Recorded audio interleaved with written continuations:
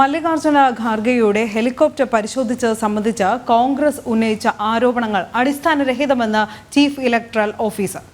BJP അധ്യക്ഷനും ആഭ്യന്തര മന്ത്രിയും സഞ്ചരിച്ച ഹെലികോപ്റ്ററുകൾ അടക്കം പരിശോധിച്ചതായി കമ്മീഷൻ ചൂണ്ടിക്കാട്ടി. ബീഹാറിലെ സമസ്തിപൂരിൽ കോൺഗ്രസ് അധ്യക്ഷൻ മല്ലികാർജ്ജുന ഖാർഗെയുടെ ഹെലികോപ്റ്റർ പരിശോധിച്ചതാണ് വിവാദമായത്. വിവിധ തെരഞ്ഞെടുപ്പ് പൊതുയോഗങ്ങളിൽ പങ്കെടുക്കാൻ കഴിഞ്ഞ ശനിയാഴ്ച ബീഹാറിലെത്തിയ കോൺഗ്രസ് അധ്യക്ഷൻ മല്ലികാർജ്ജുന ഖാർഗെയുടെ ഹെലികോപ്റ്റർ സമസ്തിപൂരിൽ തെരഞ്ഞെടുപ്പ് കമ്മീഷൻ ഉദ്യോഗസ്ഥർ പരിശോധിച്ചിരുന്നു. കോൺഗ്രസ് നേതാക്കളെ തെരഞ്ഞെടുപ്പ് കമ്മീഷൻ വേട്ടയാടുന്നുവെന്നായിരുന്നു ഇതിനെതിരെ കോൺഗ്രസിന്റെ പ്രതികരണം. ഇതോടെ തെരഞ്ഞെടുപ്പ് കമ്മീഷന്റെ ഉദ്ദേശം ദുരൂഹമാണെന്ന കോൺഗ്രസ് ആരോപണത്തിന് മറുപടിയായി ചീഫ് ഇലക്ടറൽ ഓഫീസർ രംഗത്തെത്തി.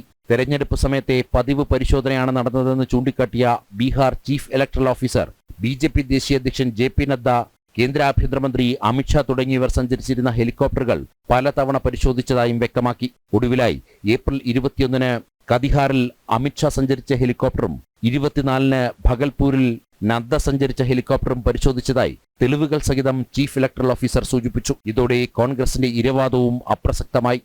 ജനം, ഡൽഹി.